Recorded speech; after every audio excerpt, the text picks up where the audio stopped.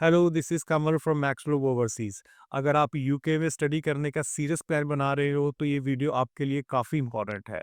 UK study visa का rules fast change हो रहे हैं और आज के टाइम में आउटडेटेड या इनकम्प्लीट इन्फॉर्मेशन को फॉलो करना डायरेक्ट वीज़ा रिजेक्शन का रीज़न बन सकता है।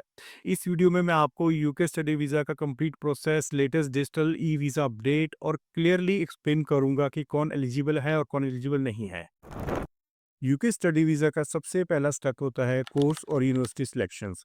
आप जिस यूनिवर्सिटी को चूज़ कर रहे हो, वो यूके वीआई अप्रूव होनी चाहिए। इस पॉइंट पर कोई फ्लेक्सिबिलिटी नहीं होती। साथ ही आपका कोर्स आपके प्रीवियस एजुकेशन के लेवल से लॉजिकली मैच होना चाहिए। रैंडम कोर्सेज सिलेक्शंस या एजुकेशनल गैप को प्रॉपर्ली जस्टिफाई ना कर पाना वीज़ा फाइल के लिए नेगेटिव फैक्टर्स का काम करता है।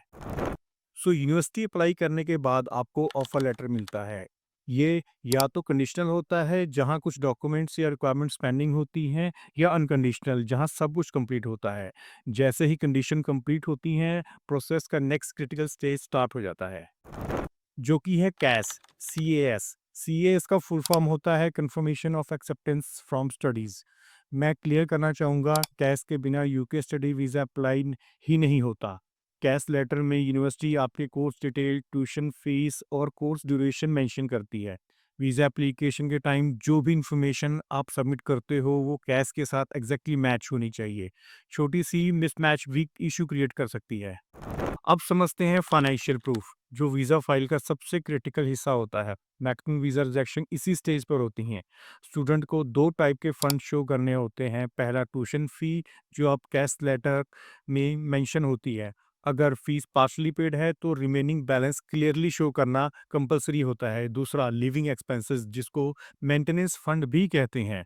लंदन के लिए approximately 1500 pounds per month and outer London के लिए approximately 1200 pounds per month.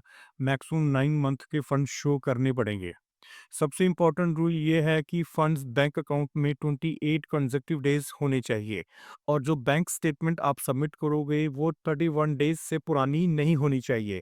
Common mistake जो कि मैं हमेशा देखता हूँ, स्टूडेंट लास्ट मिनट डिपॉजिट करते हैं, इनकरेक्ट बैंक फॉर्मेट या फिर नॉन एक्सेप्टेबल अकाउंट का यूज़ करते हैं। फाइनेंशियल्स कंप्लीट होने के बाद आता है online visa applications. Application UK government की ऑफिशियल वेबसाइट पर सबमिट होती है, जहां आप डॉक्यूमेंट अपलोड करते हो और पे करते हो। वीज़ा फ़ी और इमिग्रेशन हेल्थ सरचार्ज यानी कि IHS। इसके बाद आप बायोमेट्रिक्स अपॉइंटमेंट बुक करते हो, जहां फिंगरप्रिंट्स और आपकी फ़ोटो ली जाती है। नाउ मोस्ट इम्पोर्टेंट अपडेट जो स्टूडेंट को समझना काफ़ी ज़रूरी है, यूके ने फिजिकल वीज़ा स्टिकर्स और BRP cards almost phase out कर दिए हैं। अब वीज़ा होता है completely digital e visa. Student को यूके VAI अकाउंट क्रिएट करना होता है, अपना पासपोर्ट ई वीज़ा से लिंक करना होता है, और visa status online view and proof system के थ्रू शो होता है। इस स्टेप को इग्नोर करना फ्यूचर ट्रैवल या ऑफिशियल चेक के टाइम प्रॉब्लम क्रिएट कर सकता है।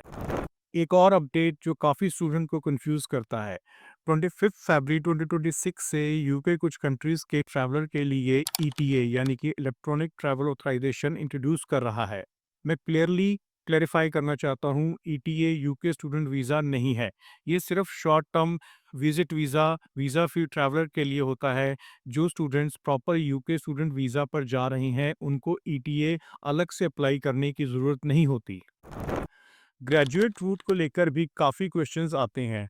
1 जनवरी 2027 से ग्रेजुएट रूट ड्यूरेशन 2 ईयर से रिड्यूस होकर 18 मंथ हो सकती है फॉर मोस्ट स्टूडेंट। बट जो स्टूडेंट अभी अप्लाई कर रहे हैं या 2026 तक वीज़ा लेना चाहते हैं, उनके लिए करंट रूल ही अप्लाई होगा। यूके वीज़ा प्रोसेस डिफ़िकल्ट नहीं है, लेकिन सक्सेस के लिए updated rule, correct financial planning और राइट गाइडेंस फॉलो करना बहुत ज़रूरी है। अपनी प्लानिंग क्लियर रखिए और हमेशा वेरीफाइड एंड लेटेस्ट इन्फॉर्मेशन पर ही डिपेंड करिए।